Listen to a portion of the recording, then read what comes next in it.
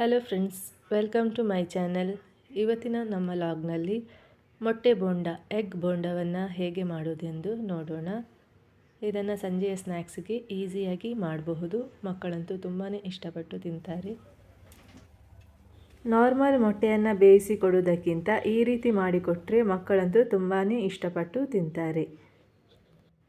ಇದನ್ನು ಹೇಗೆ ಮಾಡೋದೆಂದು ನೋಡೋಣ. ಮೊದಲಿಗೆ ನಾನಿಲ್ಲಿ 4 ಮೊಟ್ಟೆಯನ್ನು ಬೇಯಿಸಿಟ್ಟುಕೊಂಡಿದ್ದೀನಿ.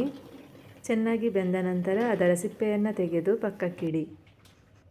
ನಂತರ ಒಂದು ಪಾತ್ರೆಗೆ ಅರ್ಧ ಕಪ್ನಷ್ಟು ಕಡಲೆ ಹಿಟ್ಟನ್ನು ಹಾಕ್ತಾ ಇದ್ದೀನಿ. 1 ಚಮಚ ಅಕ್ಕಿ ಹಿಟ್ಟು, ಅರ್ಧ ಟೀ ಸ್ಪೂನ್ ಅಚ್ಚ ಖಾರದ ಪುಡಿ, ಸ್ವಲ್ಪ ಅರಿಶಿನ, ಅರ್ಧ ಟೀ ಸ್ಪೂನ್ ಗರಂ ಮಸಾಲ, ಸ್ವಲ್ಪ ಇಂಗು ಹಾಗೂ ಸ್ವಲ್ಪ ಓಂ ಕಾಳನ್ನು ಕೈಯಲ್ಲಿ ಈ ರೀತಿ ಪ್ರೆಸ್ ಮಾಡಿ ಹಾಕ್ತಾ ಇದ್ದೀನಿ.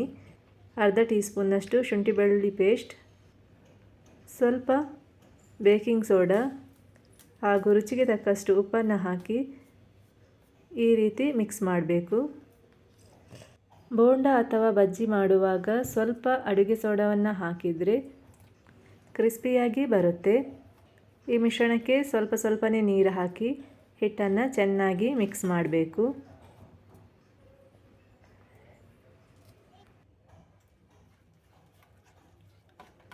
ಹಿಟ್ಟನ್ನು ಚೆನ್ನಾಗಿ ಮಿಕ್ಸ್ ಮಾಡಿ ಮೊದಲೇ ಬೇಯಿಸಿಟ್ಟಂತಹ ಮೊಟ್ಟೆಯನ್ನು ಅರ್ಧ ಭಾಗಗಳನ್ನಾಗಿ ಮಾಡಿ ಹಿಟ್ಟಿನಲ್ಲಿ ಡಿಪ್ ಮಾಡಿ ಡೀಪ್ ಫ್ರೈ ಮಾಡಬೇಕು. ನಾನಿಲ್ಲಿ ಬಾಣಲೆಯಲ್ಲಿ ಎಣ್ಣೆಯನ್ನು ಬಿಸಿ ಮಾಡಿ ಇಟ್ಟಿದ್ದೀನಿ. ಮೊಟ್ಟೆಯನ್ನು ಹಿಟ್ಟಿನಲ್ಲಿ ಈ ರೀತಿ ಡಿಪ್ ಮಾಡಿ ಎಣ್ಣೆಯಲ್ಲಿ ಚೆನ್ನಾಗಿ ಕರಿಯಿರಿ. ಇದೇ ರೀತಿ ಇಡೀ ಮೊಟ್ಟೆಯನ್ನು ಕೂಡ ಹಿಟ್ಟಿನಲ್ಲಿ ಡಿಪ್ ಮಾಡಿ ಎಣ್ಣೆಯಲ್ಲಿ ಕರಿಬಹುದು.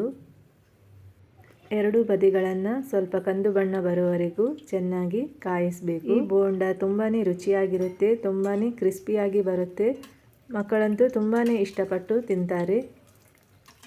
ಸಾಯಂಕಾಲದ ಸ್ನ್ಯಾಕ್ಸ್ ಅಥವಾ ಊಟದ ಜೊತೆಗೆ ತಿನ್ನಲಿಕ್ಕೆ ತುಂಬಾ ರುಚಿಯಾಗಿರುತ್ತೆ. ಮೊಟ್ಟೆಯಲ್ಲಿ ಒಳ್ಳೆಯ ಪ್ರೋಟೀನ್ ಇದೆ ಹಾಗೂ ಮೊಟ್ಟೆಯಲ್ಲಿ ಒಳ್ಳೆಯ ಎನರ್ಜಿ ಸಿಗುತ್ತೆ. ಮೊಟ್ಟೆ ಆರೋಗ್ಯಕ್ಕೆ ತುಂಬಾ ಒಳ್ಳೆಯದು.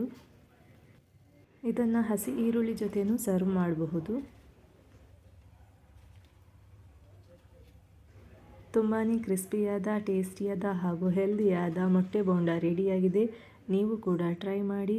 ಈ ವಿಡಿಯೋ ಇಷ್ಟ ಆದರೆ ಲೈಕ್ ಮಾಡಿ, ಶೇರ್ ಮಾಡಿ. Thanks for watching this video. ಎಲ್ಲರಿಗೂ ನಮಸ್ಕಾರ.